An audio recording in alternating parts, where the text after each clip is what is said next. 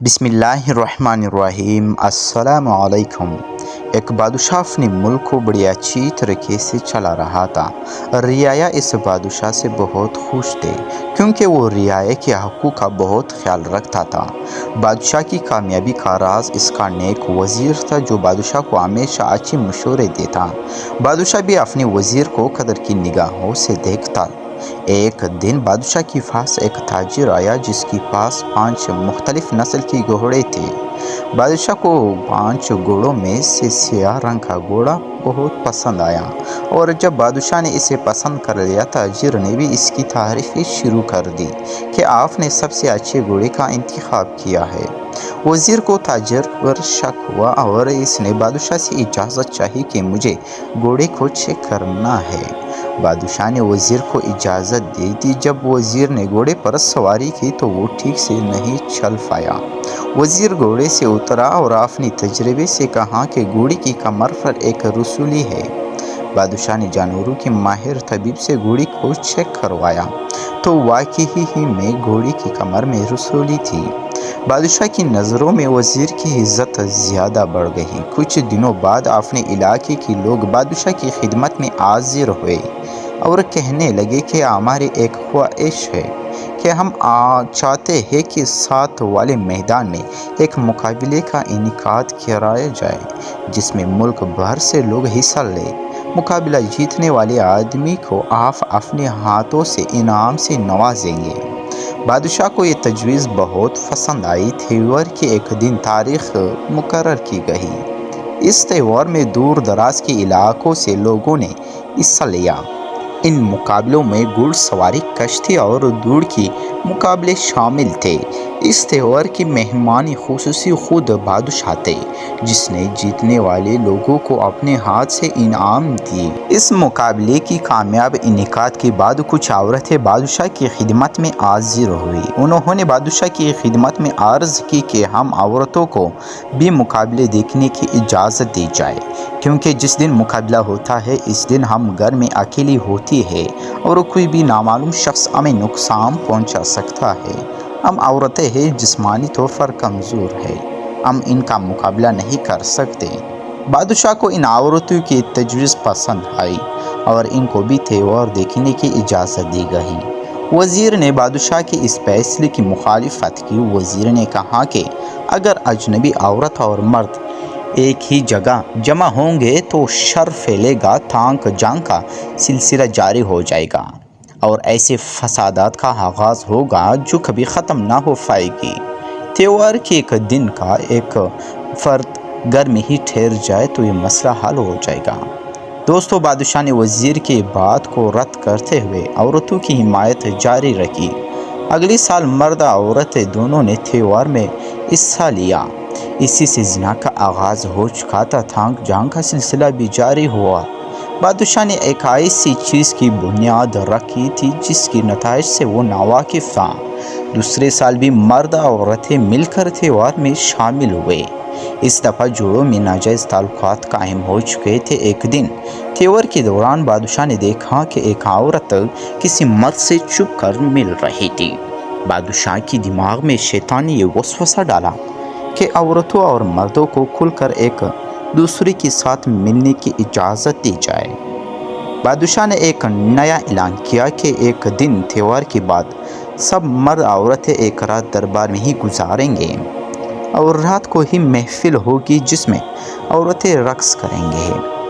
वज़ीर ने ये ऐलान सुनकर बादशाह को ऐसा करने से रोका और कहा कि इस तरह तो ये सुल्तनत तबाही की तरफ ही जाएगा।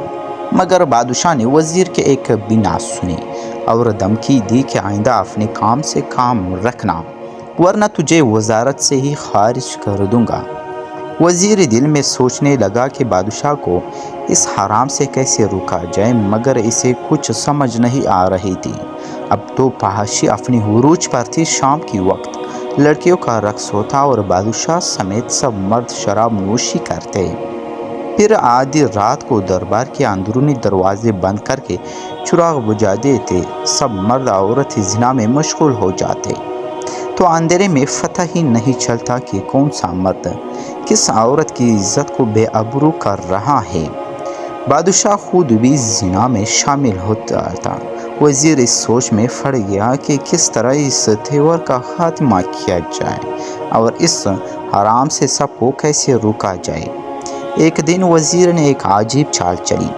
اس نے بادشاہ سے کہا کہ آپ ہر رات نیا لڑکی سے ہم بستری کرتے ہیں، مگر آپ کو اندھیرے میں ہی پتہ نہیں چلتا کہ آخر وہ لڑکی کون سی ہے۔ میرے پاس ایک ایسا طریقہ ہے جس سے آپ کو اگلی صبح ہی معلوم ہو جائے گا کہ اس رات کو کون سی لڑکی آپ کی ساتھ تھی۔ دوستو، بادشاہ نے بےتابی سے کہا کہ ایسا کون سا طریقہ ہے جس سے مجھے پتہ چل جائے گا کہ رات کس کے ساتھ گزاری۔ وزیر نے بھی بادشاہ کو ایک گلابی رنگ دیتے ہوئے کہا کہ آپ ہم بستری کرتے وقت اپنی انگوٹھی سے یہ رنگ لڑکی کی ماتھے پر لگا دینا اور ساتھ ہی کینچی سے لڑکی کی چوٹیاں بھی کاٹ لینا۔ صبح آپ کو معلوم ہو جائے گا کہ رات کس لڑکی کے ساتھ گزاری۔ ناظرین، وزیر نے بادشاہ کو ایک ایسا رنگ دیا جو چہرہ دھونے سے چلا جاتا تھا، اور ایک زنگ آلودہ کینچی دی جو بالکل ناکارہ تھا اور بال کاٹ نہیں سکتی تھی، جبکہ وزیر نے چالاکی کرتے ہوئے کنیز کو ایک نئی کینچی دی اور مستقل گلابی رنگ کی ڈبیا بھی دی۔ وزیر نے کنیز کو تلقین کی کہ بادشاہ کی بیٹی جب نیند کی حالت میں ہو تو تب ہوشیاری سے اس کی چوٹیاں کاٹ لینا اور ماتھے پر گلابی رنگ لگا دینا۔ وزیر کی چال کامیاب رہی۔ صبح کو اس لڑکی نے منہ دھو لیا جس نے بادشاہ کے ساتھ رات گزاری تھی۔ اس کی ماتھے کا نشان غائب ہو گیا تھا اور کینچی خراب ہونے کی وجہ سے اس کی چوٹیاں نہ کٹی۔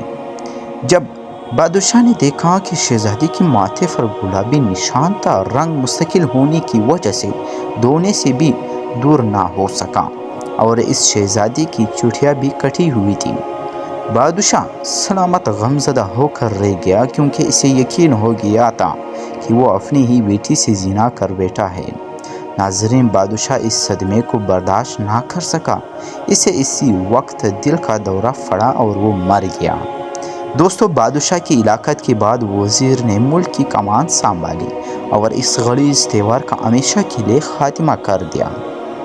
ناظرین، ہمیں اس کہانی سے اخلاقی سبق ملتا ہے کہ ہر چھوٹی برائی بڑی برائی کو جنم دیتی ہے۔ کسی بھی چھوٹی برائی کو چھوٹا نہیں سمجھنا چاہیے اور ہر برائی سے نفرت کرنی چاہیے، تاکہ ہم اپنی نبی پاک صلی اللہ علیہ وسلم کی سنت مبارکہ کی طور طریقوں پر زندگی گزارنے میں آسانی ہو۔